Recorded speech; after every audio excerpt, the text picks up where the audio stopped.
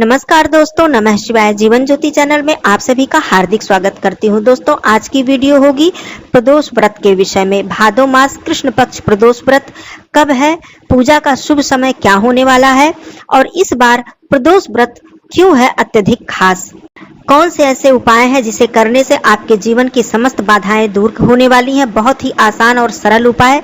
दोस्तों, प्रदोष व्रत जो है वो बहुत ही उत्तम और बहुत ही श्रेष्ठ व्रत माना जाता है। भगवान भोलेनाथ जी अत्यंत शीघ्र प्रसन्न होते हैं जो भी व्यक्ति प्रत्येक माह के प्रदोष व्रत को धारण करता है और विधि विधान से पूरे शिव परिवार की पूजा अर्चना करता है। प्रदोष व्रत सप्ताह में जिस भी दिन पड़ता है उसका अलग अलग महत्व होता है और हर दिन किसी भी दिन प्रदोष व्रत पड़ता है तो वह बहुत ही खास होता है, अपने आप में उसका अलग महत्व होता है। जैसे कि इस बार भादो कृष्ण पक्ष में प्रदोष दिन मंगलवार को पड़ रहा है तो इसे भौम प्रदोष के नाम से जाना जाता है। सोमवार को जब प्रदोष व्रत पड़ता है तो उसे सोम प्रदोष के नाम से जाना जाता है। इसी प्रकार शनि प्रदोष, बुध प्रदोष, इस तरह से प्रदोष व्रत जाने जाते हैं और इसका अलग अलग महत्व भी होता है। आइए इस वीडियो में संपूर्ण जानकारी मिलने वाली है। एक छोटा सा उपाय आप लोग इस बार प्रदोष व्रत में अवश्य कीजिएगा, इसके चमत्कारिक लाभ आपको प्राप्त होंगे। वीडियो में अंत तक बने रहिएगा सारी जानकारी पाने के लिए। चैनल पे पहली बार है तो चैनल को सब्सक्राइब कर लीजिएगा। वीडियो पसंद आता है तो इसे एक लाइक जरूर कीजिएगा।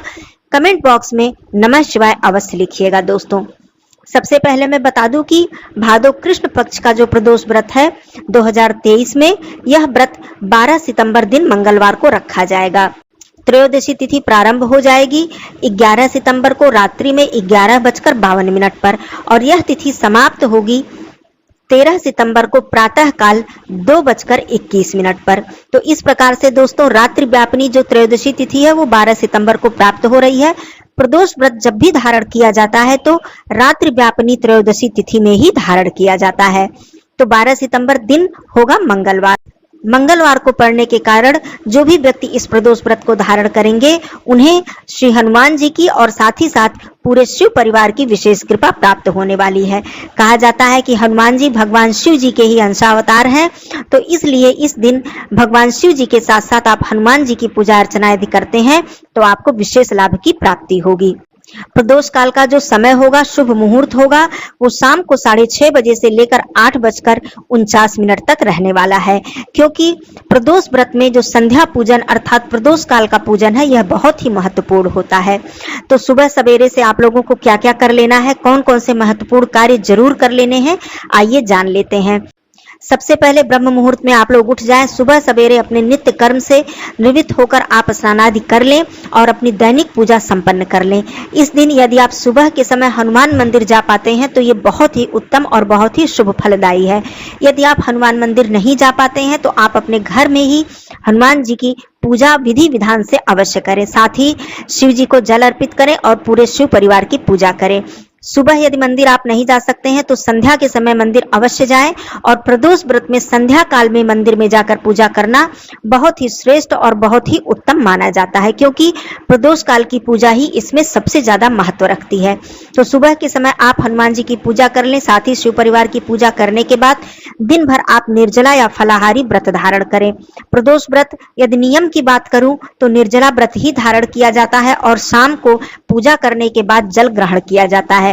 लेकिन जिन भी भाई बहनों की शक्ति सामर्थ्य नहीं है वे इसे फलाहारी भी धारण कर सकते हैं, परंतु नमक का सेवन आपको नहीं करना है। इस दिन दोस्तों, हनुमान जी के समक्ष एक दीपक प्रज्वलित करके उन्हें लड्डू या गुड़ और चने का भोग लगाकर उनके समक्ष बैठकर आप हनुमान चालीसा या हनुमान जी के मंत्रों का पाठ अवश्य करें।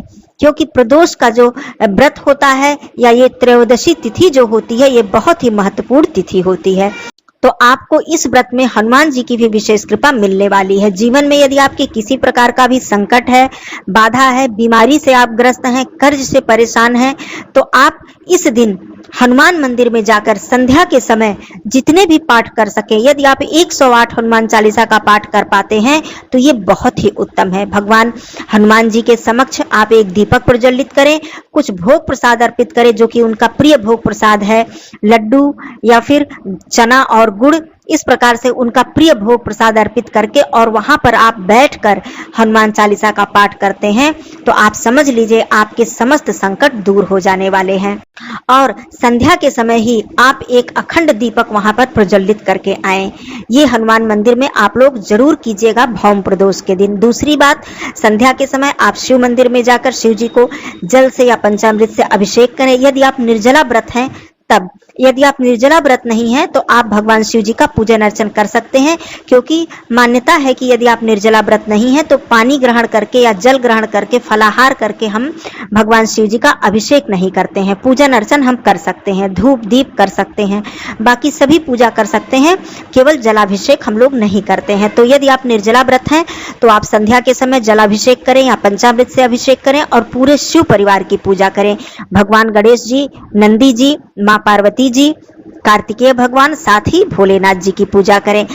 आपके पास जितनी भी सामग्री उपलब्ध हो पाए, चंदन, बेलपत्र, शमी पत्र, सफेद पुष्प, मंदार पुष्प, अबीर, गुलाल, भस्म, मिष्ठान, फल, जितना भी आपके पास हो पाए। जो नहीं हो पाता है कोई बात नहीं, चिंता करने वाली कोई बात नहीं है। आप इस प्रकार से भगवान भोलेनाथ जी को अर्पित करें और वहां पर बैठकर भगवान भोलेनाथ जी के मंत्रों का जप करें या फिर शिव चालीसा का पाठ करें। इस तरह से करने के बाद आप एक अखंड दीपक, जैसा कि मैंने बताया, हनुमान जी के मंदिर में और एक अखंड दीपक शिव जी के मंदिर में आप अवश्य प्रज्वलित करें। दोस्तों, यदि आप अपने जीवन का नियम ये बना लें कि आप संध्या के समय प्रतिदिन नहीं यदि आप कर पाते हैं तो विशेष तिथियों पर, जैसे कि पूर्णिमा, अमावस्या, त्रयोदशी तिथि, जो मासिक शिवरात्रि आती है उस तिथि पर, या फिर सप्ताह की बात करूं तो सोमवार के दिन यदि आप शिव मंदिर में जाकर अखंड दीपक जलाकर आते हैं संध्या के समय, तो समझ लीजिए आपके जीवन की तमाम बाधाएं, तमाम कष्ट दूर हो जाते हैं। इतना अधिक महत्व है अखंड दीप जलाने का मंदिर में। तो आप लोग ये जरूर कर लीजिएगा प्रदोष व्रत के दिन। और साथ ही साथ हनुमान जी के मंदिर में जब आप दीपक जलाएंगे और वहां पर बैठकर पाठ करेंगे तो आपको विशेष कृपा प्राप्त होने वाली है और जो भी आपकी मनोकामना है वो आप हनुमान जी से कह सकते हैं। तो इस प्रकार से संध्या के समय प्रदोष व्रत का आप पूजन अर्चन कर लीजिएगा। यदि आप निर्जला व्रत हैं तो पूजन अर्चन करने के बाद जलपान कर सकते हैं, फलाहार ग्रहण कर सकते हैं। यदि आप फलाहारी व्रत हैं तो कोई बात नहीं, मीठा फलाहार आप फिर ग्रहण कर सकते हैं और पूरे दिन मानसिक रूप से भगवान शिव जी के मंत्रों का जप करें। प्रदोष व्रत करने वाले व्यक्ति अपने जीवन में तमाम चिंताओं से मुक्त हो जाते हैं। उन्हें किसी भी प्रकार की चिंता नहीं सताती है, उनके जीवन में किसी भी प्रकार का तनाव नहीं रहता है। भगवान भोलेनाथ जी की अत्यंत कृपा उनके ऊपर सदा ही बरसती रहती है। दोस्तों, भगवान भोलेनाथ जी को प्रदोष व्रत अत्यंत ही प्रिय व्रत है। तो आप सभी लोग इस प्रदोष व्रत में जरूर अपनी मनोकामना भगवान जी से कहिएगा और विधि विधान से, पूरे श्रद्धा से, भक्ति से आप उनका पूजन अर्चन कीजिएगा। प्रदोष व्रत के विषय में कोई भी प्रश्न हो तो आप लोग कमेंट के माध्यम से जरूर पूछ सकते हैं। फिर मिलती हूँ अगले वीडियो में, तब तक के लिए धन्यवाद। नमः शिवाय, हर हर महादेव।